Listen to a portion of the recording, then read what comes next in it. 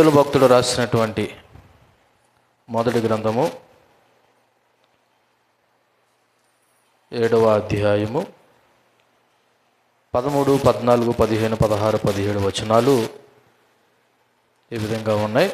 ఒకసారి మీరు చదవండి ఎవరైనా.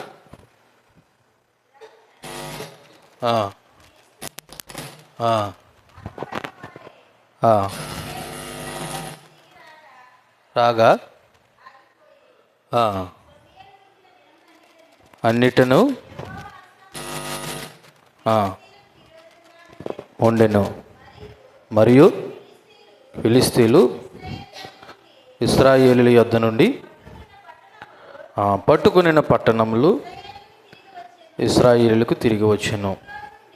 ఎక్రోను నుండి గాతు వరకు ఉన్న గ్రామములను వాటి పొలములను ఇశ్రాయేలీయులు ఫిలిస్తీన్ల చేతిలో నుండి విడిపించిరి. మరియు ఇశ్రాయేలీయులకును అమోరీయులకును సమాధానము కలిగెను.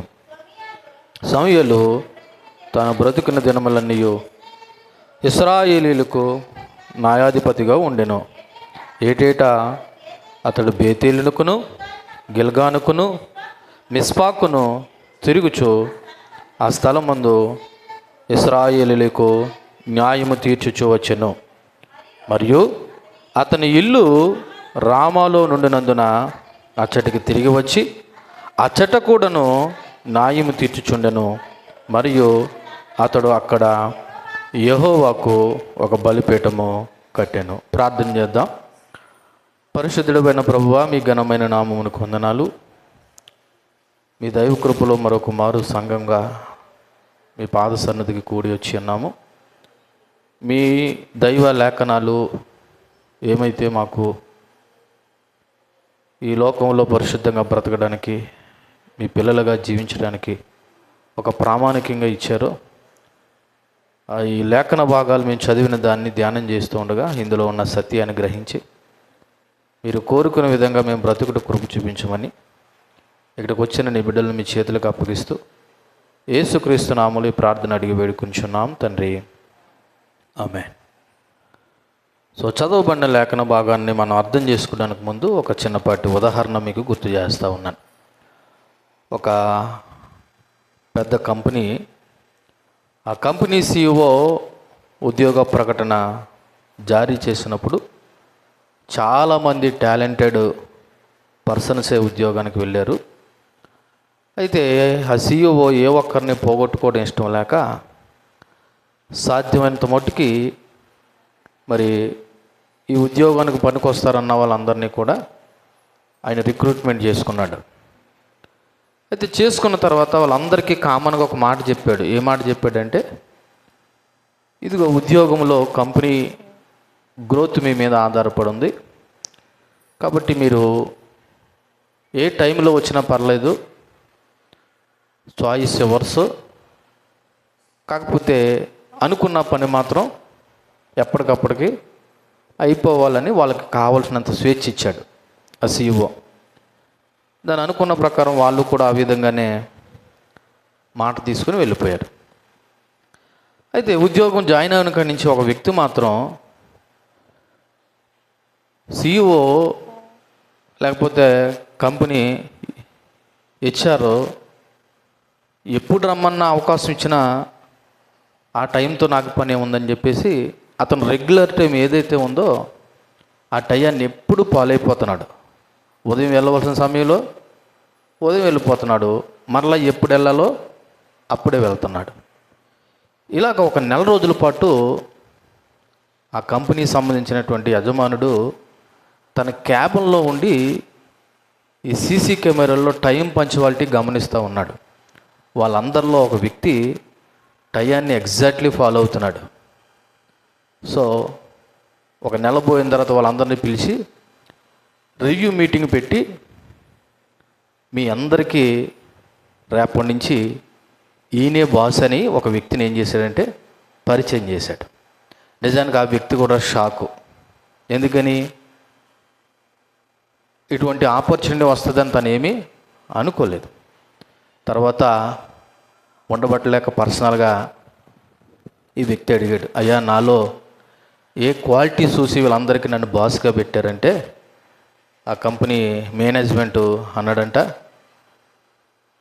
నీలో ఉన్న పంచువాలిటీని బట్టి, నీలో ఉన్న విధేయతను బట్టి, నీలో ఉన్న యథార్థతను బట్టి వీళ్ళందరికీ నేను బాస్గా నియమించాను.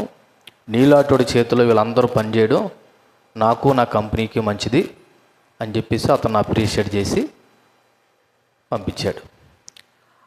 ప్రారంభంలో లేదా జాబులో జాయిన్ అయిన తర్వాత అతను చూపించిన విధేయత వల్ల బ్రతికినంతకాలం ఆ కంపెనీకి బాసుగానే అయినా ఉన్నాడు.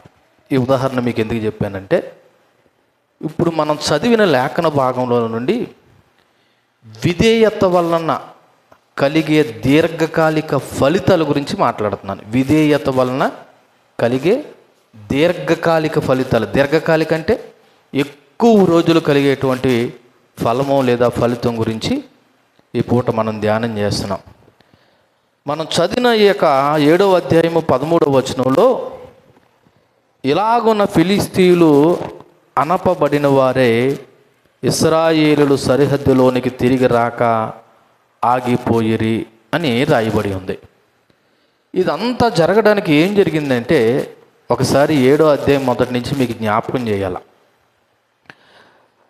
4వ వచనంలో లేదా 3వ వచనంలో సమూయేలు ఇశ్రాయేలు అందరితో ఇట్లా అన్నాడు, మీరు మీ పూర్ణ హృదయంతోనూ యెహోవా యొద్ద మీరు మళ్ళుకోండి, అన్య దేవతలను ఆస్తారోతు దేవతలను మీ మధ్య నుండి తీసివేయండి, పట్టుదల కలిగి యెహోవా తట్టు మీ హృదయాలను త్రిప్పి ఆయన సేవించండి అని పిలిపించిన మేరకు మరి ఇశ్రాయేలులు లోబడి వాళ్ళ మధ్యన ఉన్నటువంటి ఆస్తారోతు దేవతలను అన్య దేవతలను మాత్రం తీసివేసి యెహోవాను మాత్రమే సేవించారు.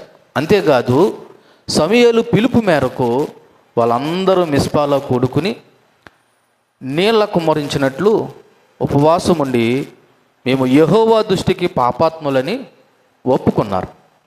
సో వీళ్ళందరూ మిస్పాలో కూడి ఉన్నారన్న సంగతి ఫిలిస్తీన్లు ఎరిగి వీళ్ళందరూ కూడుకున్నది మన మీద యుద్ధానికని వాళ్ళు భావించి ఇశ్రాయేలీయుల మీదకి యుద్ధానికి రాగా, మరి ఇశ్రాయేలీయులు భయపడి సమూయేలుతో ఏమన్నారంటే, అయ్యా మా నిమిత్తము నువ్వు మానక ఏం చేయంటే ప్రార్థన చేయన్నప్పుడు సమూయేలు ఒక చక్కటి గొర్రెపిల్లను తీసుకుని యెహోవాకు సర్వాంగ బలిని అర్పించి ప్రార్థన చేయగా దేవుడు గొప్ప ఉరుములు పుట్టించి ఫిలిస్తీన్లను తారుమారు చేసి మరి అక్కడి నుంచి వాళ్ళని తరిమివేయడం జరిగింది.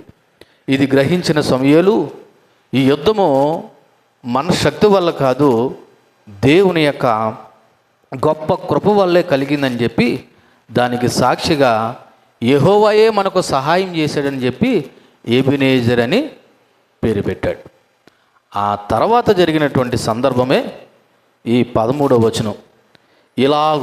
ఇలాగునంటే ఇదంతా జరిగిన తర్వాత, ఇలాగున ఫిలిస్తీన్లు అనపబడిన వారే ఇశ్రాయేలు సరిహద్దులోనికి తిరిగి రాక ఆగిపోయారు. సమూయేలు ఉండిన దినములన్నిటను యెహోవా హస్తము ఫిలిస్తీన్లకు విరోధంగా ఉండెను. సో ఇశ్రాయేలీలు చూపించిన విధేయత వలన ఇక్కడ ఇశ్రాయేలీలు కలిగిన దీర్ఘకాలిక ఫలితాలు ఒక 4-5 జ్ఞాపకం చేస్తాను. అందులో మొదటిది ఏంటంటే, సమూయేలు ఉన్నంతకాలం ఇశ్రాయేలుల యొక్క భూభాగంలోకి ఫిలిస్తీన్లు మరలా ఎన్నడూ దాడి చేయలేదంట. అంటే ఒక రకంగా చెప్పాలంటే శత్రు భయం లేకుండా ఉంది. ఎవరికి? ఇశ్రాయేలీలకి. ఎందుకంటే సమూయేలు జీవించిన కాలం అంతట్లో యెహోవా హస్తము ఫిలిస్తీన్లకు విరోధంగా ఉంది. అంతేకాదు దేవుని యొక్క శక్తి ఫిలిస్తీన్లను అణిచివేసింది. ఇక్కడ యెహోవా హస్తము, హ్యాండ్ ఆఫ్ ది లార్డ్ అనబడుతున్న ఈ మాటకు అర్థం ఏంటంటే, దేవుని శక్తికి, దేవుడి యొక్క రక్షణకి, దేవుని యొక్క న్యాయానికి యెహోవా హస్తము ఒక చిహ్నంగా ఉంది. గొప్ప విషయం ఏంటో తెలుసా? ఈ సమూయేలు ఉన్నంత వరకు ఇశ్రాయేలీలు ఫిలిస్తీన్లను బట్టి భయపడే పరిస్థితి లేదు. అలాగే ఫిలిస్తీన్లు దేవుని యొక్క హస్తం ఏం చేసిందంటే అణిచివేసింది. ఎట్ ద సేమ్ టైం అదే హస్తము ఇశ్రాయేలుకి రక్షణగా ఉంది. ఎలా ఉంది? రక్షణగా ఉంది. ఒక్క మాటలో చెప్పాలంటే ఫిలిస్తీయుల యొక్క మనసుల్లో ఏ విధమైన అభిప్రాయం వచ్చేసింది తెలుసా? ఇదిగో ఇశ్రాయేలీల జోలికి వెళ్ళకూడదనేటువంటి ఒక మనసు కలిగి ఫిలిస్తీయులు మరి అణిచివేయబడిన వారుగా మిగిలిపోయారు. ఎందుకంటే ఆనాడు అనగా దేవుడు ఉరుములను మరి మెండుగా కురిపించి వాళ్ళు తారుమారు చేసినప్పుడు జరిగినటువంటి యుద్ధంలో వాళ్ళకి జరిగిన ఘోరాతి ఘోరమైన అవమానాన్ని బట్టి, భయాన్ని బట్టి మరలా ఎన్నడూ ఎవరి జోలికి వెళ్ళకూడదు అనుకున్నారు? ఇశ్రాయేలు జోలికి వెళ్ళకూడదనేటువంటి ఒక మనసు కలిగి మరి ఎట్టి పరిస్థితుల్లోనూ కూడా ఫిలిస్తీన్లు వాళ్ళ యొక్క దరిదాపు కాదు కదా, వాళ్ళ వైపు చూడాలనే ఆలోచన లేకుండా పోయింది. ఇది మొదటి ఫలితం. రెండవది, దేవుని యొక్క శక్తి ఫిలిస్తీన్లను అణిచివేసిందని చెప్పాను కదా. అయితే ఇక్కడ గమనించవలసిన విషయం ఏంటంటే, మరి సమూయేలు ఉన్నంత వరకు ఫిలిస్తీన్లు ఇశ్రాయేలు యొక్క భూభాగంలోకి రాలేదు. అంటే అంతకుముందు ఫిలిస్తీన్లు ఇశ్రాయేలు యొక్క భూభాగాలను ఏం చేసుకున్నారు? ఆక్రమించేసుకున్నారు. యుద్ధం చేసి, దాడి చేసి, వాళ్ళని అణిచివేసి వాళ్ళకున్నదంతా ఏం చేసుకునేవారు అంటే అప్పుడప్పుడు వీళ్ళు లాగేసుకున్నారు. ఈ రోజున అంటే ఆ ఇశ్రాయేలుకి ఆ సమయంలో ఇంక ఫిలిస్తీన్ల యొక్క శత్రు భయం లేదు, వాళ్ళు వచ్చి మన భూభాగాలు తీసేసుకుంటారన్న ఆలోచన కూడా లేదు. ఈ వచనం నుండి మనం నేర్చుకోవాల్సిన ఒక ప్రాముఖ్యమైన విషయాన్ని మీకు గుర్తు చేస్తూ ఉన్నాను. ఏంటంటే పాప విమోచన ప్లస్ ప్రార్థన ఈజ్వల్ టు దీర్ఘకాలిక విజయాలు. పాప విమోచన ప్లస్ ప్రార్థన ఈజ్వల్ టు దీర్ఘకాలిక విజయాలు. అంటే ఇక్కడ ఈ మాటకు అర్థం ఏంటంటే, ఇశ్రాయేలు ప్రజలు మిస్పాలో కూడుకుని ఏం చేశారు? దేవుని దృష్టికి పాపులమని ఒప్పుకున్నారు. అలాగే సమూయేలు కూడా వాళ్ళ నిమిత్తం ఏం చేశాడు? ప్రార్థన చేశాడు. వీళ్ళు కూడా ప్రార్థన చేశారు. ఫలితంగా ఏం జరిగిందంటే, ఇదిగో వీళ్ళు ఒక గొప్ప విజయాన్ని చూశారు. అది వాళ్ళు యుద్ధం చేయడం వల్ల కాదు, దేవుని యొక్క మహాకృప వల్ల, దేవుని సహాయం వల్ల ఒక గొప్ప విజయాన్ని పొందుకున్నారు. తర్వాత ఇశ్రాయేలీలు మరి సమూయేలు యొక్క నమ్మకత్వము లేదా యాజకత్వము మరి ఆత్మీయ పునరుద్ధరణ జరిగి వాళ్ళకి దీర్ఘకాలం శాంతి కలిగిందంట ఇశ్రాయేలీలకి. ఎందుకు తెలుసా? ఒకప్పుడు ఫిలిస్తీన్లు వచ్చి మనల్ని ఏం చేస్తారని ఒక భయంతో ఉండేవారు. ఇప్పుడు ఇశ్రాయేలుకి ఏ భయం లేదు, ఫిలిస్తీన్లు భయం లేదు. ఒక రకంగా చెప్పాలంటే శత్రు భయం లేదు. ఎప్పుడైతే శత్రు భయం లేదో వాళ్ళకి మనశ్శాంతి కలిగింది. ఏం కలిగింది? మనశ్శాంతి. మనశ్శాంతి ఎప్పుడు కలుగుతుంది? భయము లేకుండా ఉన్నప్పుడు. మరి ఇశ్రాయేలీలకి ఫిలిస్తీన్ల మూలంగా కానీ ఎవరి మూలంగా కానీ ఏ విధమైనటువంటి భయము లేకపోవడం వల్ల వాళ్ళు ఆత్మీయ పునరుద్ధరణ జరిగి దీర్ఘకాలికంగా వాళ్ళకి శాంతిని దొరికింది. సో ఈ రోజున మన జీవితంలో కూడా ఇలాంటి మార్పు జరిగితేనే మనము కూడా మనశ్శాంతిని దీర్ఘకాలిక విజయాలు పొందుకుంటాం. ఎలాంటి మార్పు? మరలా గుర్తు చేస్తున్నాను. ఇశ్రాయేలు ప్రజల మాదిరి పాపము ఒప్పుకొని మీ దృష్టికి విరోధంగా బ్రతికేమని ఎవరైతే ఒప్పుకుంటారో వాళ్ళ జీవితాల్లో కూడా దీర్ఘకాలికమైనటువంటి విజయాలు లేదా మనశ్శాంతి పొందుకుంటారనే విషయం మనము గమనించాలి. తర్వాత దేవుని యొక్క హస్తము మనకు అనుకూలంగా ఉంటే శత్రువు కూడా భయపడతాడు. కొన్నిసార్లు వాళ్ళ జోలికి వెళ్ళకూడదురా. ఎందుకంటే వాళ్ళ పక్షాన లేదా వారి పక్షాన ఎవరు యుద్ధం చేస్తారు?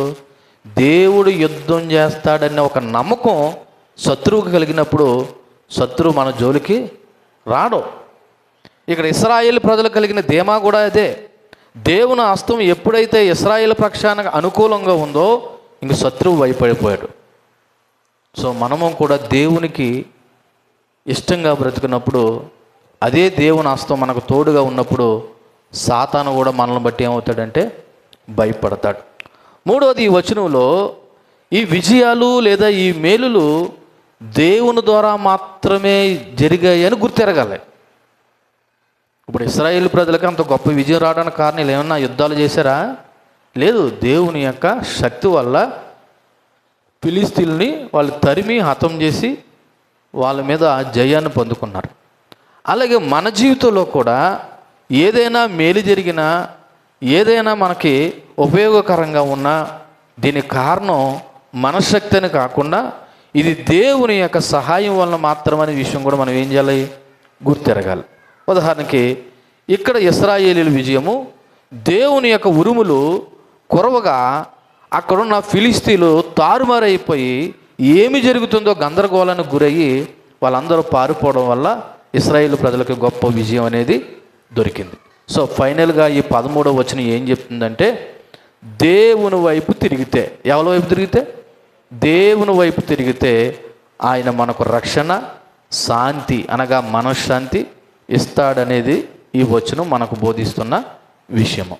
మళ్ళీ గుర్తు చేస్తున్నాను, ఎవరైతే దేవుని వైపు తిరుగుతారో, అందుకే ముందు ప్రభువు మనతో ఈ విధంగా మాట్లాడాడు, ప్రయాసపడి భారం మోయిచున్న సమస్త జనులారా నా యొద్దకు రండి అన్నాడు. అంటే అర్థం ఏంటి?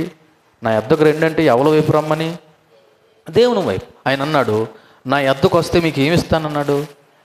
అమ్మ, విశ్రాంతిని ఇస్తానన్నాడు. ఆ విశ్రాంతి కూడా ఏ విధంగా ఇస్తానన్నాడు? మనం ఆ వచనమే పట్టుకుంటాం కానీ 28వ వచనం 29వ వచనం చదవం. చూడండి ఒకసారి, మత్తయి సువార్త 11వ అధ్యాయము 29వ వచనం కూడా చదవండి. 29వ వచనంలో ఏముంది? నేను సాత్వికుడను దేన మనసు గలవాడును గనుక మీ మీద నా కాడి ఎత్తుకుని నా యొద్ద నేర్చుకోండి, అప్పుడు మీ ప్రాణాలకి ఏం కలుగుతుంది? అంటే విశ్రాంతి మనకు కలగాలంటే ముందు దేవుని యొద్దకు వచ్చి దేవుడు చెప్పింది మనం ఏం చేయాలంటే నేర్చుకోవాలి. మరలా గుర్తు చేస్తున్నాను, మనశ్శాంతి కానీ విశ్రాంతి కానీ లేదా దీర్ఘకాలిక ప్రయోజనం కానీ మన జీవితంలో జరగాలంటే ఒకటి దేవుని యొద్దకు రావాలి, వచ్చిన తర్వాత ఏం చేయాలి? నేర్చుకోవాలి. ఇప్పుడు ఉదాహరణకి మీరు ఇక్కడికి వచ్చారు, వచ్చిన మీరు దేవుని వాక్యం వింటున్నారు, విన్నదాన్ని నేర్చుకోకుండా పాటించకుండా ఉన్నారనుకో, ఇప్పుడు ఏం దొరకదన్నమాట? మనశ్శాంతి దొరకదు. ఆయన ఇన్విటేషన్ ఇచ్చాడు, ఓపెన్ ఇన్విటేషన్. ప్రయాసపడి భారం మోయిచున్న సమస్తలారా మీ భారాలు మీరు తీసుకోలేరు కాబట్టి మీ భారాలు నేను తీసివేసి మీకు మనశ్శాంతిని ఇస్తాను, కాబట్టి మీరు నా యొద్దకు రండి, రావడమే కాదు నేను చెప్పింది నేర్చుకోండి అని చెప్పాడు. కానీ మనకేమర్థమైందంటే, ఇదిగో దేవుడు రమ్మన్నాడు, విశ్రాంతి ఇస్తానన్నాడు. ఇవ్వనని అనలేదు, ఆయన ఇస్తాడు. ఎప్పుడు ఇస్తాడు? ఆయన యొద్ద నేర్చుకున్నప్పుడు. కాబట్టి ఈ సమూయేలు మొదటి గ్రంథము 7వ అధ్యాయం 13వ వచనం ఏం మనకు బోధిస్తుందంటే, ఎవరైతే దేవుని వైపు తిరుగుతారో వారికి దేవుడు ఆధ్యాత్మికమైన రక్షణ ఇస్తాడు, శారీరక సంబంధమైన మనశ్శాంతి కూడా ఇస్తాడనే విషయం మనకి అర్థం కావాలి. ఇకపోతే 14వ వచనం, మరియు ఫిలిస్తీన్లు ఇశ్రాయేలీయుల యొద్ద నుండి పట్టుకొనిన పట్టణములు ఇశ్రాయేలీయులకు తిరిగి వచ్చెను. ఎక్రోను నుండి గాతు వరకున్న గ్రామములను వాటి పొలములను ఇశ్రాయేలీయులు ఫిలిస్తీన్ల చేతిలో నుండి విడిపించిరి, మరియు ఇశ్రాయేలీయులకును అమోరీయులకును సమాధానము కలిగెను. సో ఈ 14వ వచనంలో ఇశ్రాయేలీయులు కలిగిన మూడో బెనిఫిట్ ఏంటంటే, మరి ఫిలిస్తీన్లు ఆక్రమించుకున్న పట్టణాలన్నీ కూడా మరలా ఇశ్రాయేల్ చేతికి తిరిగి వచ్చేసాయి. ఎందుకంటే ఒకప్పుడు ఫిలిస్తీన్లు ఇశ్రాయేలీయుల యొక్క చేతిలో నుండి లేదా వాళ్ళు తీసుకున్న పట్టణాలు ఇప్పుడు ఫిలిస్తీన్లు తిరిగి అప్పచెప్పేశారు. ఎక్రోను మొదలుకొని గాతు వరకు, ఈ ఎక్రోను గాతు అనబడుతున్న 5 మహాపట్టణాలు ఎవరి అంటే ఫిలిస్తీన్లు. సో ఈ ఫిలిస్తీన్ల యొక్క సర్దారుల యొక్క పట్టణాలు మధ్యలో ఉన్న ఈ ఇశ్రాయేలు సరిహద్దు గ్రామాలన్నీ కూడా మరలా ఎవరికి ఆక్రమించేసుకున్నారంటే మరలా ఇశ్రాయేలీలు ఆక్రమించేసుకున్నారు. మీకు ఎప్పుడైనా గొడవలు గంటూ వస్తే ఎక్కడ వస్తాయో తెలిసిన, సరిహద్దు భూముల విషయంలోనే గొడవ వస్తే తప్ప మధ్యలో భూమి దగ్గర గొడవ రాదు. అది దేశానికి సంబంధించిందైనా, రాష్ట్రానికి సంబంధించిందైనా, లేదా ఇంటికి మధ్యలోనైనా గొడవలు ఎక్కడొస్తాయి? సరిహద్దు భూముల విషయంలోనే వస్తాయి. కాబట్టి ఒకప్పుడు ఫిలిస్తీన్లు ఇశ్రాయేలీయుల యొక్క సరిహద్దు భూములన్నీ ఏం చేసుకున్నారంటే లాగేసుకున్నారు. అప్పుడప్పుడు మన దేశంలో కూడా మన భూమిని చైనా ఆక్రమించేసుకుందని, లేదా మన భూమిని పాకిస్తాన్ ఆక్రమించేసుకుందని ఇలా రకరకాల మాటలు వింటాం. ఇలా ఆక్రమించుకునేటువంటి సందర్భాలు ఎప్పుడు జరుగుతాయంటే సరిహద్దు గ్రామాలను ఆక్రమించేసుకుంటారు. ఏ వ్యక్తి కూడా డైరెక్ట్గా వచ్చి మధ్యలో ఉన్న భూభాగాన్ని ఆక్రమించుకోలేడు. కాబట్టి ఒకప్పుడు ఫిలిస్తీన్లు ఇశ్రాయేలీయుల యొక్క వాళ్ళ పట్టణాలు ఆనుకునున్న సరిహద్దు గ్రామాలన్నీ ఫిలిస్తీన్లు ఆక్రమించేసుకుంటే, ఇప్పుడు యుద్ధం తర్వాత ఏం జరిగిందంటే, ఎవరైతే ఏ పట్టణాలు అయితే ఏ గ్రామాలైతే ఫిలిస్తీన్లు ఆక్రమించేసుకున్నారో ఇప్పుడు ఆ గ్రామాలన్నీ తిరిగి ఏం జరిగాయి, మళ్ళీ ఇశ్రాయేలీయులు స్వాధీనం చేసుకున్నారు. ఇది మూడోది. నాలుగోది ఏంటి, అక్కడ ఒక మాట ఉంది, ఇశ్రాయేలీలకి అమోరీలకు సమాధానం కలిగిందంట. ఇశ్రాయేలీలకి ముందు ఫిలిస్తీన్లతో సమాధానం కలిగింది. ఈ అమోరీలు ఎవరంటే మరి కానాను దేశంలో ఉన్నటువంటి ఒక గోత్రం. కానాను దేశంలో ఉన్నటువంటి ఒక గోత్రం. ఎందుకంటే ఇశ్రాయేలు ప్రజలు కానాను దేశాన్ని ఆక్రమించుకున్నా లేదా అందులోకి వచ్చినా కొంతమందిని తరమలేదు, అలా వదిలేశారు. అందులో ఒక గోత్రం ఈ యొక్క అమోరీలు అన్నమాట. సో వీరు కూడా తరచుగా ఏం చేసేవారంటే ఇశ్రాయేలుతో గొడవకు వచ్చేవారు. ఫిలిస్తీన్లు ఎలా గొడవకు వచ్చేవారు, వీళ్ళు కూడా గొడవకు వచ్చేవారు, కాకపోతే అంత ఎక్కువ కాదు. ఎప్పుడైతే పెద్ద శత్రువు లొంగిపోయాడో ఆటోమేటిక్గా చిన్నోడు ఏమైపోతాడు, సైలెంట్ అయిపోతాడు. ఫిలిస్తీన్లే నోరు మూసుకుని లొంగిపోయి పారిపోయారు. ఇప్పుడు అమోరీలు చేసేది ఏమీ లేదు, వీళ్ళతో సమాధానం పడడం తప్ప చేసే పని ఏమీ లేదు. కాబట్టి వాళ్ళతో యుద్ధం వల్ల ఇక్కడ ఉన్న అమోరీలకు ఏం కలిగిందంటే బుద్ధి వచ్చి, బాబు మీతో మేము గొడవ పెట్టుకునే కంటే మీతో సమాధానంగా ఉండడమే మంచిదని చెప్పి వాళ్ళు కూడాకి అనగా ఇశ్రాయేలీలకి అమోరీలకు కూడా ఏం జరిగిందంటే సమాధానం అనేది కలగడం జరిగింది. సో ఈ వచనం నుండి మనం ఏమి నేర్చుకుందామంటే, ఇక్కడ పూర్తి పునరుద్ధరణ అనగా రిస్టోరేషన్. ఏంటంట రిస్టోరేషను? ఇలా చూడండి నా వైపు. దేవుడు క్షమించినప్పుడు కేవలం పాపాలు మాత్రమే దేవుడు క్షమించడం కాదు, కానీ కోల్పోయినవి కూడా తిరిగి ఇస్తాడు ఆయన అవసరం అనుకుంటే. మరలా గుర్తు చేస్తున్నాను, దేవుడి దగ్గరికి కానీ తిరిగి వస్తే మన పాపాలు మాత్రమే క్షమించి ఊరుకోకుండా అవసరమైతే ఏమైతే కోల్పోయామో అది కూడా దేవుడు ఏం చేస్తాడు, తిరిగి ఇస్తాడు. అది మనకి అవసరం అనుకుంటే. ఇది రిస్టోరేషన్, పునరుద్ధరణ. ఇశ్రాయేలు ప్రజలు వాళ్ళు మిస్పాలో కూడుకుని దేవుని సన్నిధిలో ఎప్పుడైతే పాపం ఒప్పుకున్నారో దేవుడు వాళ్ళ పాపాలు క్షమించాడు. ఎట్ ద సేమ్ టైం వాళ్ళ కోల్పోయిన భూములను కూడా తిరిగి ఏం చేశాడు, వాళ్ళకి ఇచ్చాడు అనే విషయం మనం నేర్చుకోవాలి. ఓ రకంగా చెప్పాలంటే ఈ వచనాన్ని బట్టి, ఈ మాటను బట్టి మనం కూడా దేవుని మీద విశ్వాసం ఉంచి మరి ఉత్సాహంతో ప్రభు దగ్గర మనము కూడా ప్రభుని వేడుకోవాలి. ఇక రెండోది ఏం జరిగిందంటే, ఈ వచనంలో ఇశ్రాయేలీలు దేవుని వైపు పూర్తిగా తిరిగినప్పుడు ఫిలిస్తీన్లే కాదు చుట్టుపక్కల ఉన్న శత్రు దేశాలు కూడా సైలెంట్ అయిపోయాయి. ఫిలిస్తీన్లే కాకుండా చుట్టుపక్కల ఉన్న మిగిలిన శత్రువులు కూడా ఏమైపోయారు, సైలెంట్ అయిపోయారు. అంటే ఇక్కడ నేర్చుకోవాల్సిన విషయం ఏంటంటే, ఎవరైతే దేవునితో సరైన సంబంధం కలిగి ఉంటారో దేవుడు వాళ్ళకి ఎప్పుడైతే దేవుడు వాళ్ళకు తోడున్నాడని చుట్టుపక్కల వాళ్ళకి అర్థమవుతుందో వాళ్ళు మనతో యుద్ధానికి కానీ లేదా గొడవకు కానీ రారు. అంటే తిరిగి మనం గొడవ పడతామని కాదు, వాళ్ళ జోలికి వెళ్తే వాళ్ళు నమ్ముకున్న దేవుడు మనల్ని ఊరుకోడని ఒక భయం కలుగుతుంది. అది ఎప్పుడు, ఇశ్రాయేలు మాదిరి మనం కూడా పూర్తిగా దేవునికి సమర్పించుకున్నప్పుడు, లోబడినప్పుడు, విధేయత చూపించినప్పుడు మనకి కూడా ఇటువంటి అనుభవము లేదా మరి ప్రోత్సాహం కలుగుతుంది. ఒకసారి మీరు యోహాను సువార్త 14వ అధ్యాయము 27వ వచనాన్ని చూడండి. యోహాను సువార్త 14వ అధ్యాయము 27వ వచనం.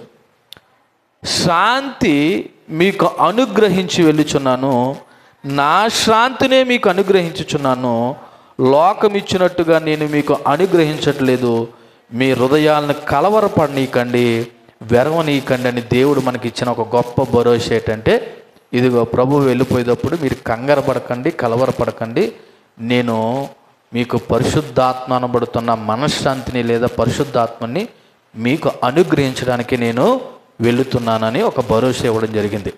కాబట్టి ఇక్కడ కూడా మనం నేర్చుకోవాల్సిన విషయం ఏంటంటే, దేవునితో సరైన సంబంధం కలిగి ఉంటే అదే పరిశుద్ధాత్ముడు ఈ రోజున మనకి కూడా ఏమి ఇస్తాడంటే మనశ్శాంతి ఇస్తాడు, ధైర్యం ఇస్తాడు, కోల్పోయిన దాన్ని తిరిగి కూడా ఇస్తాడనే విషయం మనం గ్రహించాలి. ఈ వచనం నుండి నేర్చుకోవాల్సిన మూడో మాట ఏంటో తెలుసా? అణిచివేత నుండి విముక్తి కలిగింది వీళ్ళకి. అణిచివేత నుండి ఏం కలిగింది? విముక్తి. ఎవరితో అణిచివేత? ఒకటి ఫిలిస్తీన్లతో ఒకప్పుడు వీళ్ళకి ఏం కలిగేది? అణిచివేత. వాళ్ళకి స్వేచ్ఛ లేదు, భయంతో బ్రతికేవారు. ఎప్పుడు శత్రువు వచ్చి దాడి చేస్తాడని ఒక విధమైనటువంటి ఆందోళన. కానీ ఈ రోజున వాళ్ళకి గొప్ప విడుదల కలిగింది. అంతేకాదు మనశ్శాంతితో కూడా వాళ్ళు ఏం చేస్తున్నారు? బ్రతుకుతున్నారు. అంటే శత్రువుల చేతి నుండి విడుదల కలిగింది. అంతేకాదు వాళ్ళకి శారీరకంగా ఆధ్యాత్మికంగా కూడా గొప్ప విడుదల కలిగింది. ఈ రోజున మనము కూడా ప్రభువునందు అదే విశ్వాసం ఉంచగలిగితే, అదే విధేయత చూపించగలిగితే మన ఆధ్యాత్మిక శారీరక జీవితాలు కూడా విడుదల కలుగుతుంది. ఎందుకంటే ఏ నామములో లేదు రక్షణ, కేవలము యేసుక్రీస్తు అనబడుతున్న నామములో మాత్రమే రక్షణ ఉందని అపోస్తల కార్యాలు 4వ అధ్యాయము 12వ వచనంలో ఈ మాట రాయబడి ఉన్నది. ఆకాశం కింద కానీ లేదా చూడండి, యవ్వనం వలన రక్షణ కలగదు, ఈ నామమునే మనము రక్షణ పొందవలన కానీ ఆకాశం క్రింద మనుషుల్లో ఇయ్యబడిన ఏ నామమున రక్షణ పొందలేము. అంటే మనకి మనశ్శాంతి అయినా, ఆధ్యాత్మిక రక్షణ అయినా, శారీరక రక్షణ అయినా అది ఎవరి వల్ల కలుగుతుంది? యేసుక్రీస్తు వలన మాత్రమే కలుగుతుంది. కాబట్టి ఇశ్రాయేలీలు పొందుకున్న మనశ్శాంతి, కోల్పోయిన భూములను ఏ విధంగా అయితే ఇశ్రాయేలు దేవునికి లోబడి విధేయత చూపించి దేవుని నుండి దీర్ఘకాలిక ఫలితాలు అనుభవించారో, ఈ రోజున మనము కూడా మన ప్రభువైన యేసుక్రీస్తుకి విధేయత చూపించగలిగి లోబడగలిగినట్లయితే మనము కూడా అదే మేలులు పొందుకుంటామనే విషయం మనము అర్థం చేసుకోవాలి. ఇది 14వ వచనం. ఇకపోతే సమూయేలు మొదటి గ్రంథము 7వ అధ్యాయము 15వ వచనాన్ని కూడా మనం ధ్యానం చేద్దాం. 15వ వచనంలో ఏమని రాయబడి ఉన్నది? సమూయేలు తాను బ్రతికిన దినములన్నీ ఇశ్రాయేలీలకు న్యాయాధిపతిగా ఉండెను అని రాయబడి ఒకే ఒక్క మాట. సో ఇక్కడ సమూయేలు తను ఎన్ని సంవత్సరాలు అయితే బ్రతికాడో అన్ని సంవత్సరాలు కూడా ఇశ్రాయేలు ప్రజలకు ఎలా ఉన్నాడంట? న్యాయాధిపతిగా ఉన్నాడు. ఇక్కడ న్యాయాధిపతి అంటే కేవలం న్యాయం తీర్చడమే కాదు, సమూయేలు చేసిన పని ఇంకా ఏంటో తెలుసా? ఆయన నాయకుడిగా ఉన్నాడు, ప్రవక్తగా ఉన్నాడు, సైనిక ఫస్ట్ సోల్జర్గా అంటే ప్రథమ సైనికుడిగా కూడా ఉన్నాడు, ఆత్మీయ మార్గదర్శిగా ఉన్నాడు. ఇంకా చెప్పాలంటే వాళ్ళందరికీ ఒక పెద్దన్నలాగా ఉన్నాడు. ఎవరు? సమూయేలు. ఎన్ని సంవత్సరాలంట? తన బ్రతికిన కాలమంతయో ఇశ్రాయేలు ప్రజలకు సమూయేలు ఎలా ఉన్నాడంట? న్యాయాధిపతిగా ఉన్నాడు. ఇక్కడ న్యాయాధిపతి అంటే గొడవలు తీర్చడం ఒకటే కాదు, కానీ వాళ్ళకి సలహాలు ఇచ్చాడు, సూచనలు చేశాడు, వాళ్ళకి ఒక మార్గదర్శిగా, ప్రవక్తగా, ఒక పెద్దన్నలాగా బహుముఖ పాత్ర అనేది పోషించాడు. సరే, సమూయేలు ఆ విధమైన పాత్ర పోషిస్తే దీని నుండి మనం ఏమి నేర్చుకోవచ్చు అంటే ఇక్కడ మీకు 2 విషయాలు జ్ఞాపకం చేస్తాను. ఒకటి, దేవుని యొక్క పిలుపు జీవితాంతము దేవునికి లోబడాలని జ్ఞాపకం చేస్తాను. సమూయేలుని దేవుడు ఏ వయసులో పిలిచాడు? బాలుడుగా ఉన్నప్పుడే పిలిచాడు. ఆ పిలుపుని ఎప్పుడు దాకా కాపాడుకున్నాడంటే ఈయన తన జీవితాంతం ఆ పిలుపు లోపడ్డాడు. అంటే ఇక్కడ క్రైస్తవులు గమనించవలసిన విషయం తెలుసా? దేవుడు నిన్ను ఎప్పుడైతే పిలిచాడో, లేదా నిన్ను ఎప్పుడైతే ఆకర్షించాడో, లేదా నువ్వు దేవుడిని ఎప్పుడైతే నమ్మావో అప్పటి నుండి చనిపోయే వరకు నువ్వు ఎవరికి లోబడాలి? దేవునికి లోబడాలి. ఇక్కడ మనం గ్రహించవలసిన విషయం ఏంటంటే దేవుని యొక్క పిలుపు జీవితాంతం మనం పాటించాలి. మీరు గమనిస్తే సమూయేలు బాలుడుగా ఉన్న కాడి నుంచి తన మరణం వరకు కూడా దేవుని యొక్క పిలుపుకు లోబడ్డాడు, దేవుని సేవకుడుగా ఉన్నాడు. అంతేకాదు తన పిలుపు తాత్కాలికం కాదు, జీవితాంతమని నా పిలుపుకు లోబడాలని గ్రహించాడు. ఈ రోజున దేవుని పిల్లలుగా మనం కూడా అది కూడా గ్రహించాలి. ఈ రోజున క్రైస్తవ విశ్వాస జీవితము 40 రోజులకో లేదా క్రిస్మస్కో లేకపోతే నీకు ఇష్టమైనప్పుడో లోబడి జీవించేది కాదు. వన్స్ ఒకసారి ప్రభువుని నమ్మిన తర్వాత నా గట్టి మీద చేయి వేసిన వాడు మరలా ఏం చేయకూడదు? వెనకకి చూడకూడదు. ఇది క్రైస్తవ విశ్వాస జీవితం. ఇది ఫస్ట్ పాయింట్. సో రెండోది ఏంటంటే ఇక్కడ బహుశా సమూయేలు ఎన్ని సంవత్సరాలు వీళ్ళకి న్యాయాధిపతిగా ఉన్నాడంటే దీనికి ఎగ్జాక్ట్లు ఇన్ని సంవత్సరాలని రకరకాలుగా చెప్పారు, కానీ ఇంచుమించు 40 నుంచి 60 సంవత్సరాలు సమూయేలు ఇశ్రాయేలు ప్రజలకు ఎలాగ ఉన్నాడంట? న్యాయాధిపతిగా ఉన్నాడు. అయితే ఈ న్యాయాధిపతిగా ప్రజలు కోరుకుంటే లేడు ఈయన. ఎవరు కోరుకుంటే? ప్రజలు కోరుకుంటే న్యాయాధిపతిగా లేడు. ఇది దేవుని వలననే న్యాయాధిపతిగా అయినా ఉన్నాడు. కారణం ఏంటో తెలుసా? అతడు దేవుని పట్ల కలిగి ఉన్న విధేయత, ప్రార్థన, బలి, ఆత్మీయ పునరుద్ధరణ, వీటన్నిటి చేత నడిపించబడ్డాడు. కాబట్టి ఈయన ఎప్పుడు కూడా దేవుని మీదే ఆధారపడ్డాడు. మీరు గమనించారో లేదో, ఒక వ్యక్తి అన్ని సంవత్సరాలు వాళ్ళకి న్యాయాధిపతిగా ఉండడం అనేది మామూలు విషయం కాదు, దేవుని సహాయం లేకపోతే. మరి ఇశ్రాయేలు ప్రజలకు ఇన్ని సంవత్సరాలు ఈయన న్యాయాధిపతిగా ఎలా ఉండగలిగాడంటే, ఆయన దేవుడి పట్ల కలిగి ఉన్న క్రమశిక్షణ, విధేయత, ప్రార్థన, బలి అర్పించడం, అన్నిటికంటే ముఖ్యంగా దేవునికి భయపడడం, దేవుని మీదే పూర్తిగా ఆధారపడి జీవించడం. ఇక్కడ మనం నేర్చుకోవలసిన కూడా ఏ విషయం ఏంటంటే, మనము కూడా దేవుని మీద ఆధారపడితేనే సరైన నాయకులుగా ఉండగలము. నువ్వు ఒక కుటుంబానికి ఒక నాయకుడివి, నాయకురాలివి. ఒకవేళ ఈ సంఘానికి ఒక నాయకుడిని, లేకపోతే ఇంకో సమాజానికి ఒకరు నాయకులు, ఎవరైనా సరే ఒక నాయకుడు దేశానికైనా, కుటుంబానికైనా, సంఘానికైనా మంచి పరిపాలన అందించేవాడుగా ఉండాలంటే ఆ వ్యక్తి దేవునికి విధేయత చూపించి దేవునికి భయపడి జీవించాలి. కాబట్టి మరి ఇన్ని సంవత్సరాలు సమూయేలు బ్రతుకున్న కాలం అంతయో వాళ్ళకి న్యాయాధిపతిగా ఉండడానికి కారణం ఒకటి దేవుని కృప, దేవుని సహాయం అయితే, రెండవది సమూయేలు యొక్క వ్యక్తిగత ప్రార్థన జీవితం. అందుకే సమూయేలు గురించి ఈ మాట రాయబడి ఉన్నది. ఒకసారి మనము ఆ కీర్తనలో 99వ కీర్తన చూద్దాం. చూడండి ఒకసారి. 99వ కీర్తన బహుశా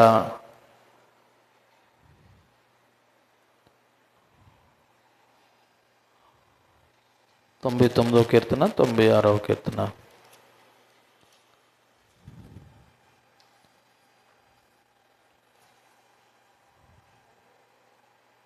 ఆరో వచనం. 99వ కీర్తన 6వ వచనం. ఉన్నారు, ఆయన నామమును బట్టి ప్రార్థన చేయవారిలో సమూయేలు ఉన్నాడు. యాజకుల్లో మోషే అహరోనులు ఉన్నారంట. ప్రార్థన చేయడంలో ఎవరు ఉన్నారంట? సమూయేలు ఉన్నాడు.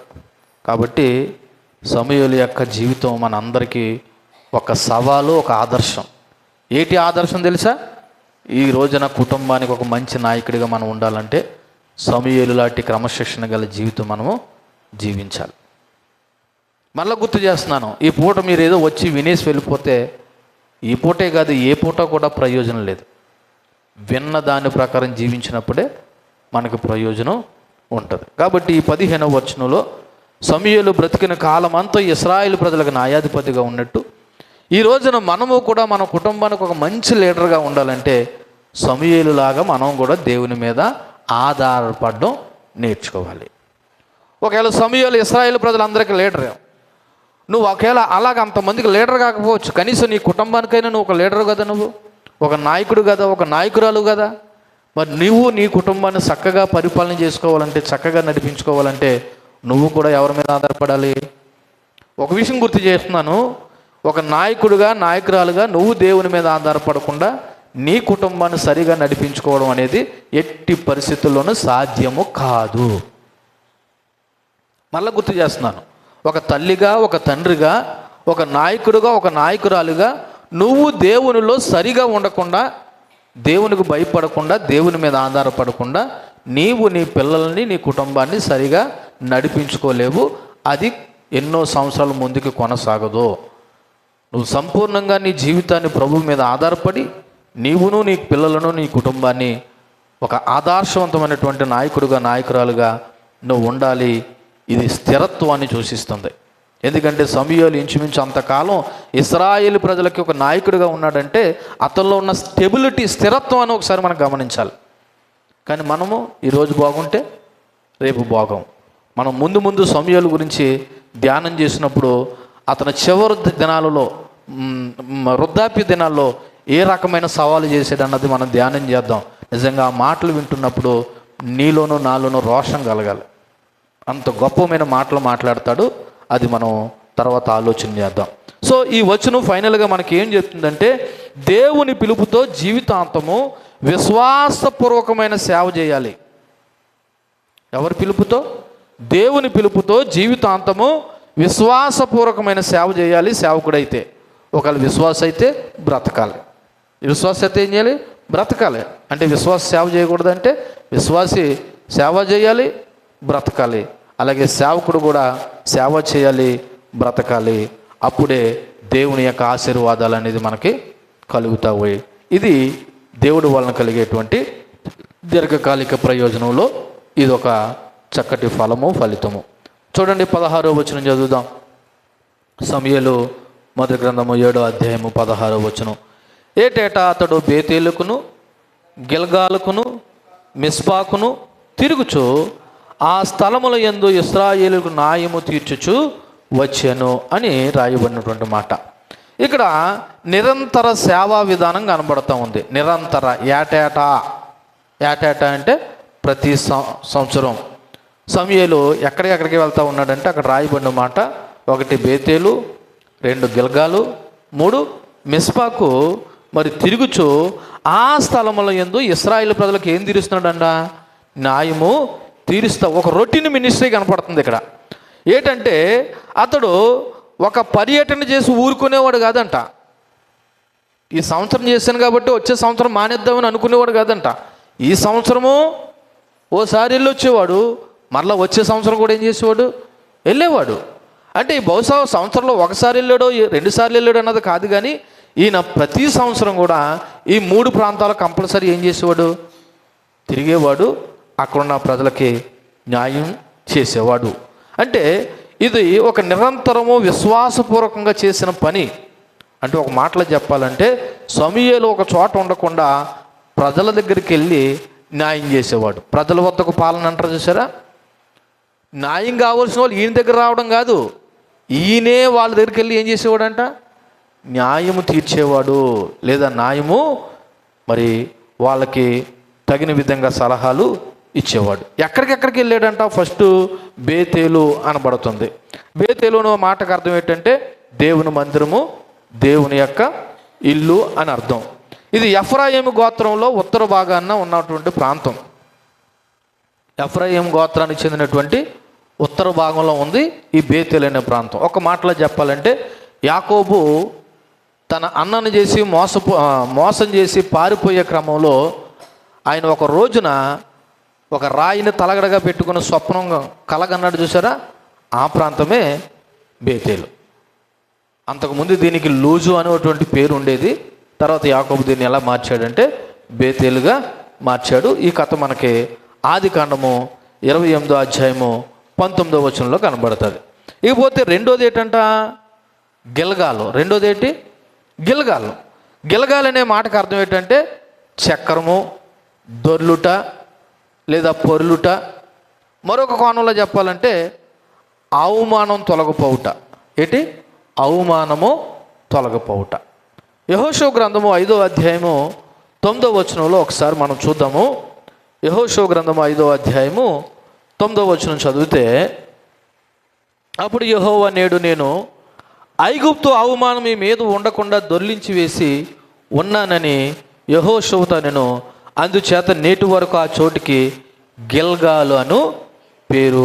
దొరిలించిన లేదా పొరిలించిన లేదా అవమానము తొలగించిన అని ఈ గిల్గాలు అనేటువంటి మాటకి అర్థము. ఇక్కడే ఇశ్రాయేలు మొట్టమొదటి పస్కా పండుగ చేసుకున్నారు. ఇక్కడే ఇశ్రాయేలీలు మొట్టమొదటి పస్కా పండుగ ఐగుప్తు దేశంలో చేసుకున్న తర్వాత మరలా ఈ 40 సంవత్సరాల అరణ్యంలో వాళ్ళు ప్రయాణం చేసి మరి వీళ్ళు యోర్దాను నది దాటిన తర్వాత చేసినటువంటి మొట్టమొదటి ఇశ్రాయేలు పస్కా పండుగ ఎక్కడ చేశారంటే ఈ గిల్గాల్లోనే చేశారు. అంతేకాదు ఆ రోజున అక్కడ గిల్గాల్లోనే మన్నా కూడా కురవడం ఆగిపోయింది. వీళ్ళు ఎప్పుడైతే యోర్దాను నది దాటి బయటకు వచ్చారో, అంటే ఇశ్రాయేలు యొక్క ప్రాంతంలోకి అనగా కానానీయుల యొక్క ప్రాంతంలోకి ఎప్పుడైతే ప్రవేశించారో ఈ గిల్గా చోట దగ్గర రాబోదికే ఏం కురవడం మానేసింది? మన్నా కూడా కురవడం మానేసింది. ఎందుకంటే వాళ్ళు ఆ దేశపు ఫలాలు తిన్నారంట ఇశ్రాయేలీయులు. అనగా పాలు తేనెలు ప్రవహించు ఆ కానాను దేశపు యొక్క ఫలాలు తినడం మొదలు పెట్టగానే ఆకాశం నుండి మన్నా ఏం చేయడింది? కురవడం మానేసింది. అది ఎక్కడంటే ఈ గిల్గాల్లోనే. అంతేకాదు ఇశ్రాయేలీయులు యొర్దాను నది దాటిన తర్వాత 12 గోత్రాలకి గుర్తుగా 12 రాళ్ళు తీసుకొచ్చి ఒక స్మారక చిహ్నంగా నిలబెట్టింది కూడా ఎక్కడంటే ఈ గిల్గాల్లోనే. అంతేకాదు ఇక్కడే యెరికో యుద్ధం కూడా ప్రారంభమైంది. ఈ మాటలన్నీ మీకు ఎందుకు చెప్తున్నానంటే ఈ ప్రాంతం యొక్క ప్రత్యేకతను గురించి చెప్పడానికి. ఇక మూడోది ఏంటంటే మిస్పా. మూడోది ఏంటి? మిస్పా. ఒకసారి మరలా గుర్తు చేస్తున్నాను. గిల్గా అనేది పాత జీవితం నుండి కొత్త జీవితానికి మార్పుకు సూచనగా ఉంది. పాత జీవితం నుండి కొత్త జీవితానికి మార్పుకు సూచనగా గిల్గా ఉంది. ఇక మిస్పా అనేది మనము చదివిన దాన్ని బట్టి గత వారంలో ధ్యానం చేసినట్టు మిస్పాలోనే వీళ్ళు ఏం చేశారంటే దేవుడి ఎదుట పాపం ఒప్పుకొని విగ్రహాలు తొలగించి ఉపవాసం ఉండి దేవుని వైపు తిరిగారు. అంటే ఒక ప్రాంతాన్ని మీకు ఎందుకు గుర్తు చేస్తున్నానంటే ఒక్కో ప్రాంతానికి ఒక ప్రత్యేకత ఉంది. ఒక్కో ప్రాంతంలో వీళ్ళు ఒక ప్రత్యేకమైన అనుభూతిని దేవుడి దగ్గర నేర్చుకోవడం జరిగింది. మిస్పాలో వీళ్ళందరూ కూడుకుని దేవుని ఎదుట వాళ్ళ పాపాలు ఒప్పుకొని విగ్రహాలను విడిచిపెట్టి దేవుని వైపు తిరిగారు ఈ మిస్పాలో. కాబట్టి ఈ 3 స్థలాలు ఇశ్రాయేలు యొక్క మధ్య భాగంలో బెంజమిను గోత్ర ప్రాంతంలో ఉన్నాయన్నమాట. ఈ బేతేలు కానీ, ఈ గిల్గాలు కానీ, ఈ మిస్పా కానీ, ఈ 3 కూడా ఇశ్రాయేలు యొక్క మధ్య భాగంలో బెంజమిను గోత్రంలో ఉన్నాయి. అయితే ఈ స్థలాలకి సమూయేలు ఎందుకు వెళ్ళేవాడంట? న్యాయం తీర్చడానికి వెళ్ళాడు. అయితే ఇందాకలు గుర్తు చేశాను, సమూయేలు కేవలం న్యాయం మాత్రమే కాదు, వాళ్ళకి సలహాలు ఇచ్చాడు, ఆత్మీయ మార్గదర్శకత్వం వహించాడు. అన్నిటికంటే ముఖ్యంగా దేవుని యొక్క ఆజ్ఞలు బోధించాడు. దేవుని యొక్క ఆజ్ఞలను బోధించాడు. వాళ్ళకి న్యాయం తీర్చడమే కాదు, ఏం చేశాడు? వాళ్ళకి మార్గదర్శకత్వం వహించాడు. ఇలా ఉండాలి, ఇలా ఉండకూడదని. అంతేకాదు దేవుని యొక్క ఆజ్ఞలు కూడా ఏం చేశాడు? బోధించాడు. ఒక్క మాటలో చెప్పాలంటే సమూయేలు రాజధాని ఓ చోట ఉండకుండా ప్రజలు ఎక్కడుంటే అక్కడే రాజధాని అన్నట్టుగా మొబైల్ లీడర్షిప్ చేశాడు. మొబైల్ లీడర్షిప్ అంటే మీరు నా యొద్దకు రండి, ఇదే రాజధాని అని అనలేదు. వీళ్ళ దగ్గరికి వెళ్ళి వీళ్ళ సమస్యలను ఏం చేశాడు? పరిష్కరించాడు. సో ఈ వచనం నుండి మనం ఏం నేర్చుకోవాలి అంటే మొట్టమొదటిది నిరంతర సేవ, విశ్వాస్యత. నిరంతర సేవ, విశ్వాస్యత అంటే సమూయేలు దేవుని పిలుపుకు లోబడి జీవితాంతం సేవ చేశాడు, విశ్వాసపూర్వకంగా జీవించాడు. ఇప్పుడు మనము కూడా దేవుని పిలుపుకు లోబడి జీవితాంతము దేవునికి సేవ చేయాలి, విశ్వాసంగా జీవించాలి. ఇక్కడ జీవితాంతం మేము ఎక్కడ దేవుని సేవ చేస్తామండి అని మీరు అంటే ఒక మాట చెప్తున్నాను, దేవునికి భయపడి జీవించి ఆయన అవమానపరచకుండా జీవిస్తే మనం దేవునికి సేవ చేసినట్టే. దేవునికి భయపడి ఆయన అవమానపరచకుండా మనం జీవించగలిగితే మనం ఏం చేసినట్టు? దేవునికి సేవ చేసినట్టే, దేవుని పేరట ఒక రకంగా మంచి సాక్ష్యం కలిగినట్టే. కాబట్టి సమూయేలు నిరంతర సేవ చేస్తూ దేవుని పిలుపుకు లోబడి ఆయన విశ్వాసపూర్వకంగా జీవించాడు. రెండోది ప్రజల దగ్గరికి వెళ్ళి దేవుని యొక్క సేవకునే లక్షణం ఏంటంటే ఒక చోట కూర్చోకుండా ప్రజల దగ్గరికి వెళ్ళటం. ఎలాగంటే యేసు ప్రభువే గొర్రెలు వెతుక్కుని వచ్చినట్టు. ఒకసారి లూకాసు వార్త 19వ అధ్యాయము 10వ వచనం చూద్దాం. చూడండి, లూకాసు వార్త 19వ అధ్యాయము 10వ వచనం. నశించిన దానిని వెదకి రక్షించుటకు మనుష్య కుమారుడు వచ్చునని అతనితో చెప్పెను. యేసుప్రభు ఎందుకు వచ్చాడంట? నశించిన దానిని వెదకి రక్షించడానికి. అందుకే యేసుప్రభు ఏ ప్రాంతానికి కావాలితే ఆ ప్రాంతానికి వెళ్ళి నశించిపోతున్న వారందరినీ పిలిచి ఏం చేశాడంటే రక్షించాడు.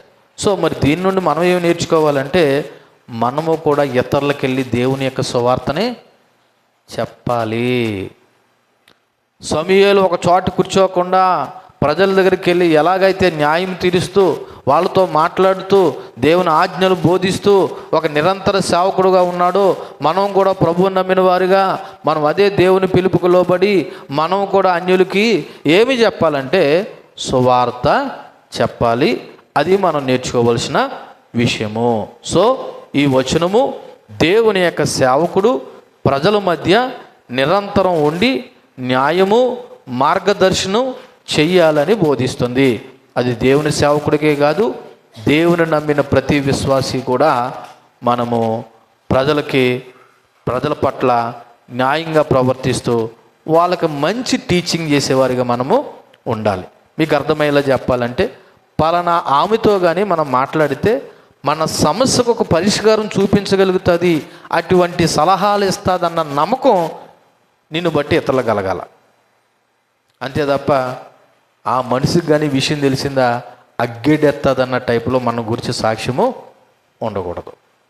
కాబట్టి మరి నీ పిలుపుకు తగ్గట్టుగా నువ్వు ప్రభువు నమ్మినటువంటి ఒక ఆమెగా, ఒక స్త్రీగా, ఒక పురుషుడిగా నువ్వు ఇతరులకి మార్గదర్శనం చేయడం విషయంలో కానీ, న్యాయంగా ప్రవర్తించడం విషయంలో కానీ ఎలాగ జీవిస్తున్నావు అన్నది ఒకసారి మనము ఆలోచన చేయాలి. ఇక చివరగా 7వ అధ్యాయము 17వ వచనం చదివి ముగిందాం. 7వ అధ్యాయం 17వ వచనంలో ఏముంది? మరియు అతను ఇల్లు రామాలో నుండి ఉన్నందున అచ్చటికి తిరిగి వచ్చి అచ్చటా కూడాను న్యాయం తీర్చుచుండెను. మరియు అతడు అక్కడ యెహోవాకు ఒక బలిపీఠము కట్టెను. ఎందుకు రామా అంటే సమూయేలు యొక్క జన్మస్థలం, birth place and living place ఏంటంటే రామా. ఒకసారి మీరు సమూయేలు మొదటి గ్రంథం మొదటి అధ్యాయం చూడండి. మొదటి అధ్యాయము ఆ ప్రారంభ వచనాలు చదువుతున్నప్పుడు ఆ సమూయేలు యొక్క తండ్రి యొక్క అక్కడ అడ్రస్ కనపడుతుంది. ఎఫ్రాయిము మన్యమందు రామాతేపిసే పట్టణము వాడు ఒకడు ఉండెను. అతని పేరు ఎల్కానా. అతడు ఎఫ్రాయిముడైన సూపునకు పుట్టిన తోహు కుమారుడైన ఎలుహుకు జననమైన యెరోహాము కుమారుడు. అతనికి 2 భార్యలు ఉండరు. వీరిలో ఒక దాని పేరు అన్న, రెండో దాని పేరు పెనిన్నా. పెనిన్నాకు పిల్లలు కలిగిరు కానీ అన్నాకు పిల్లలు లేకపోయారు. ఇతడు షిలోహులనందున సైన్యములకు అధిపతిగా యెహోవా మొక్కుటకు బలి అర్పించుటకు ఏటేటా ఎక్కడికి వెళ్ళేవాడంట? తన పట్టణం విడిచి అచ్చడికి పోవచ్చుండెను అని ఉన్నది. అయితే తన పట్టణము ఏమిటి అన్నది ఒకసారి మనం గమనించగలిగినట్లయితే చూడండి. ఇక్కడ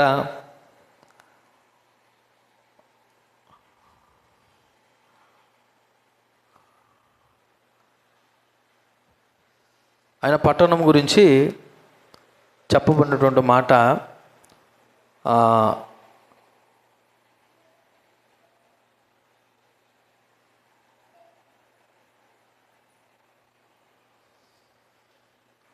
పదకొండవ వచనం, 2వ అధ్యాయం 11వ వచనం. తర్వాత ఎల్కానా రామాలోని తన ఇంటికి వెళ్ళిపోయెను. అతడు ఆ బాలుడు యాజకుడు ఏలి ఎదుట యెహోవాకు పరిచర్య చేయుచుండెను. ఇప్పుడు ఎల్కానా ఊరే ఊరు? రామా. ఎల్కానా అంటే ఎవరు? సమూయేలు తండ్రి. కాబట్టి ఇప్పుడు సమూయేలుది కూడా ఏ ఊరు? రామా. కాబట్టి ఈయన ఈ 3 ప్రాంతాలు తిరిగి వచ్చిన మళ్ళీ చివరికి ఎక్కడికి వచ్చేవాడు? తన సొంత ఊరు అయినటువంటి రామ అనబడుతున్నటువంటి పట్టణానికి వచ్చాడు. సో అచ్చడికి వచ్చి అక్కడ ఏం చేశాడంట? అక్కడున్న ప్రజలకు కూడా ఏం తీర్చాడంట? ఆయన న్యాయము తీర్చుచు వచ్చాను. సో సమూయేలు జన్మస్థలము మరియు నివాస స్థలము రామ అవునందున ఈయన పర్యటన అంతా ఏటేటా ముగించుకున్న తర్వాత మళ్ళా ఇంటికి వచ్చేవాడు. ఇది అతని యొక్క సాధారణ జీవితాన్ని చూపిస్తుంది. సో ఇక్కడ కూడా అతను ఏం చేశాడంటే బేతేల్లోనూ, గిల్గాలోనూ, మిస్పాలోనూ న్యాయం తీర్చే విధంగా రామాలో కూడా అతను ఏం చేస్తున్నాడంటే అక్కడున్న ప్రజలకు కూడా న్యాయం తీర్చేవాడు. ఇక్కడ ఒక విషయాన్ని ఒకసారి జ్ఞాపకం చేస్తాను. ఏంటో తెలుసా? ఒక ఇంట్లో ఒక సమస్యనే పరిష్కరించడం మనకు కష్టం అనుకుంటే ఈయన ఇన్ని ప్రాంతాలు తిరిగి ఇశ్రాయేలు ప్రజలకు ఏం తీరుస్తున్నాడంట? ఏంట ఈయనకు మరో పని పాట లేదా అంటే దేవుడు అతన్ని పిలిచింది ఒక న్యాయాధిపతిగా, ఒక ప్రవక్తగా పిలిచాడు. మరి ఈ రోజున నిన్ను నన్ను దేవుడు ఎందుకు పిలిచాడంటే ఒక రకంగా చెప్పాలంటే ఇదిగో సరైన మార్గదర్శకత్వం లేక అంధకారంలో బ్రతుకుతున్న వారిని కూడా మనము కూడా సరైన మార్గంలో నడిపించడానికి దేవుడు మనల్ని ఎన్నుకున్న ఒక సాధనాలుగా మనం కూడా ఉన్నాం. వాళ్ళు ఏమైపోతే నాకెందుకులే అని మనం అనుకోకూడదు. వాళ్ళ కష్టాల్లో ఉంటే నాకు పనేటి, వాళ్ళ గొడవల్లో ఉంటే నాకు పనేటి నువ్వు అనుకోకూడదు. నువ్వు వాళ్ళకి మంచి సలహాలు ఇచ్చేటువంటి ఒక మంచి నాయకుడిగా మనము ఉండాలి. కాబట్టి సమూయేలు మరి వాళ్ళందరికీ ఒక న్యాయాధిపతిగా ఒక నాయకుడిగా ఉండి వాళ్ళకి మంచి సలహాలు ఇస్తూ వాళ్ళని మంచి మార్గదర్శకత్వం చేయిస్తూ, అంతేకాదు అతను ఒక మంచి పని కూడా చేశాడు. చూడండి అక్కడ ఏంటంటే, అక్కడ తన ఊర్లోనంట యెహోవాకు ఒక బలిపీఠం కూడా ఏం చేశాడంట. ఇది చాలా చాలా ఇంపార్టెంట్. ఇలా చూడండి, మీకు గుర్తు అర్థమయ్యే విధంగా చెప్తున్నాను. సమూయేలు మంచి పనే చేస్తున్నాడు. అన్ని ఊర్లు తిరిగి ఏం చేస్తున్నాడు? మాట్లాడండి.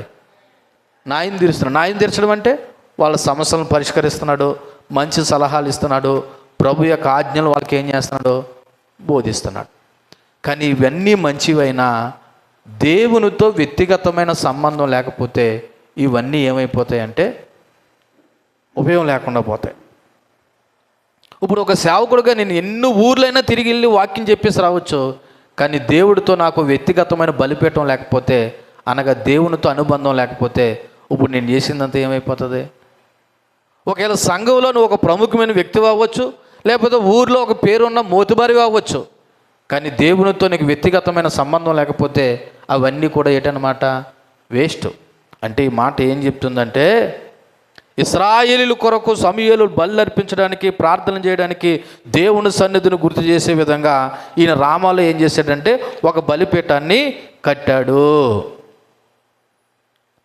ఇక్కడ మనం నేర్చుకోవాల్సిన విషయాన్ని మీకు గుర్తు చేస్తూ ఉన్నాను. సమూయేలు స్వస్థానంలో నాయకత్వం మాత్రమే కాదు, ఆరాధన కూడా చేస్తున్నాడు. ఏం చేస్తున్నాడు?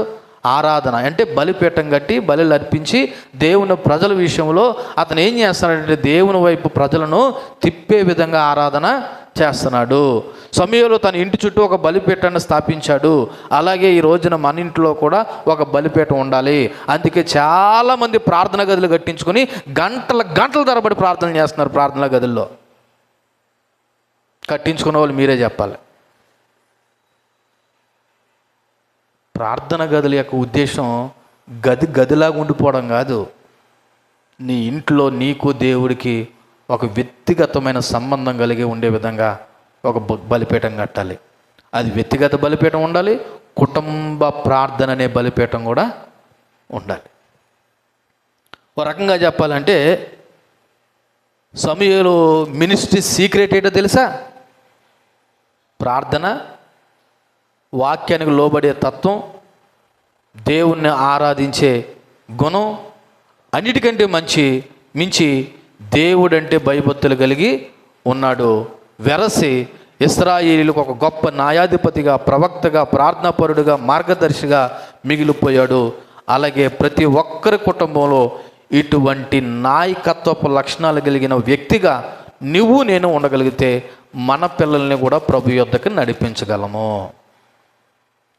ఇశ్రాయేలు ప్రజలను సమూయేలు ఏ విధంగా అయితే బలిపీఠం కట్టి వాళ్ళని ప్రభు యొద్దకు నడిపించాడో, ఈ రోజున కుటుంబంలో ఒక తల్లిగా ఒక తండ్రిగా నువ్వు కూడా అటువంటి బాధ్యత తీసుకుని ప్రార్థన అనే బలిపీఠాలు కట్టగలిగితే మనము మన పిల్లలము కూడా ఎవరి వైపు నడిపించగలం? దేవుని వైపు నడిపించగలం. ఇది ఒక్కటే సీక్రెట్. దీనికి మించిన సీక్రెట్ ఏమీ లేదు. నువ్వు ఉద్యోగమే చేసుకుంటావో, వ్యాపారమే చేసుకుంటావో, లేదా నాలాంటి సేవకుడు ఎక్కడెక్కడ తిరిగి ఎన్ని వాక్యాలు చెప్పేసి వస్తాడో, ఎన్నంటే చెప్పని, నువ్వు ఎంత అంటే బ్రతకని, కానీ దేవునితో వ్యక్తిగతమైన బలిపీఠ అనుభవం లేకపోతే మనం ఎవరం కూడా ఎవరిని సరైన మార్గంలో నడిపించలేము, మనం నడవలేము. ఒక మాటలో చెప్పాలంటే అసలు సిసలైన నాయకత్వం ఏంటో తెలుసా? ప్రార్థన ప్లస్ న్యాయము ప్లస్ ఆరాధన. అనగా ప్రతి వ్యక్తిలోనూ ప్రార్థన ఉండాలి, న్యాయవంతమైన యథార్థవంతమైన బ్రతుకు ఉండాలి, ప్రభువును ఆరాధించే గుణం కూడా ఉండాలి. అటువంటి వాడే అసలు సిసలైన నాయకుడు, సేవకుడు. ఒకవేళ సేవకుడిని అయితే సేవకుడుగా నాకు, ఒకవేళ ఒక ఇంటి యజమానుడిగా, నాయకుడిగా, నాయకురాలుగా అయితే నీకు, నీ జీవితంలో నా జీవితంలో ఏముండాలి తెలుసా? వ్యక్తిగత ప్రార్థన, యథార్థవంతమైన న్యాయవంతమైన బ్రతుకు, దేవుణ్ణి ఆరాధించేటువంటి గుణము మనలో ఉన్నప్పుడు మనం కూడా అసలు సిసలైన నాయకులుగా ఉండగలుగుతాం. సో నేను ప్రారంభంలో గుర్తు చేశాను ఒక చిన్న ఎగ్జాంపుల్. ఆ వ్యక్తి ఎవరు చూసినా చూడకపోయినా నా పంచువాలిటీ, నా క్రమము నాదే అని చెప్పేసి టయాను డ్యూటీకి వెళ్ళేవాడు, టయాను డ్యూటీకి వచ్చేవాడు. ఇదంతా చూస్తున్న యజమానుడు తన విధేయతను బట్టి ఏమిచ్చాడు? ఒక మేనేజర్ జాబు, లేకపోతే ఒక బాస్ పోస్టు ఇచ్చాడు. ఈరోజు నేను అంటాను, అదే దేవునికి విధేయత నువ్వు చూపించగలిగితే, విధేయత వలన నువ్వు కూడా దీర్ఘకాలమైన ఫలాలు పొందుకుంటావు. నిజమైన నాయకుడిగా జీవించగలిగితే, ఇదిగో సమూయేలు వాళ్ళందరికీ ఒక ప్రవక్తగా, ఒక న్యాయాధిపతిగా, ఒక దీర్ఘదర్శిగా, ఒక మార్గదర్శకుడిగా ఉన్నాడు. గొప్ప విషయం ఏంటో తెలుసా? సమూయేలు ఉన్నంత వరకు ఫిలిస్తీయులు ఇశ్రాయేలు ముట్టుకోవడానికి ఏమంటారంట? భయపడ్డారంట. దీని సీక్రెట్ ఏదో తెలుసా? ప్రార్థన. ఈరోజున నువ్వు నేను కూడా అటువంటి ప్రార్థనా పరులుగా మనం కూడా ఉండగలిగితే సాతాను ఎలాగ అనగలగాలి? ఆ మనిషి ప్రార్థన చేసినంతకాలం, అతను ప్రార్థనా పరుడుగా ఉన్నంత వరకు వాళ్ళ కుటుంబాన్ని మనం టచ్ చేయలేవరా అన్నంతగా సాతాను ఫీల్ అవ్వాలి. చదువుతారా మాట కావాలితో ఒకసారి? చాలా ముచ్చటగా ఉంది. సమూయేలు మొదటి గ్రంథము 7వ అధ్యాయము చూడండి, 13వ వచనం. ఇలాగన ఫిలిస్తీయులు అనపబడిన వారే ఇశ్రాయేలు సరిహద్దులోకి తిరిగి రాక ఆగిపోయిరి. సమూయేలు ఉండిన దినములన్నిటినో యెహోవా హస్తము ఫిలిస్తీయులకు ఎలాగుందంట? ఏంట? ఫిలిస్తీయులకి దేవుని హస్తం ఎందుకు విరోధం ఉంది సమూయేలు ఉన్నంత వరకు అంటే, సమూయేలు అటువంటి జీవితం జీవించాడు. ఒక తల్లిగా, ఒక తండ్రిగా, ఒక నాయకుడిగా నువ్వు కూడా, నేను కూడా అటువంటి జీవితం జీవించగలిగితే, ఇదిగో దేవుని హస్తం మనకు తోడుగా ఉంటుంది, శత్రువుకి విరోధంగా ఉంటుంది. అది ఎప్పుడు? నువ్వు దేవునికి విధేయత చూపించినప్పుడు. సో విధేయత వలన ఇటువంటి అద్భుతాలు నువ్వు నేను చూస్తాం. దేవుడి మాటలు మన వెనుకల్లో దీవించి ఫలింపు చేయనుగాక. ఆమేన్. కళ్ళు మూసుకుందాం. చెప్పబడిన వాక్యాన్ని బట్టి ఒకసారి గుర్తు చేసుకుని ప్రభువుని స్తుతిస్తూ ఆరాధిద్దాం.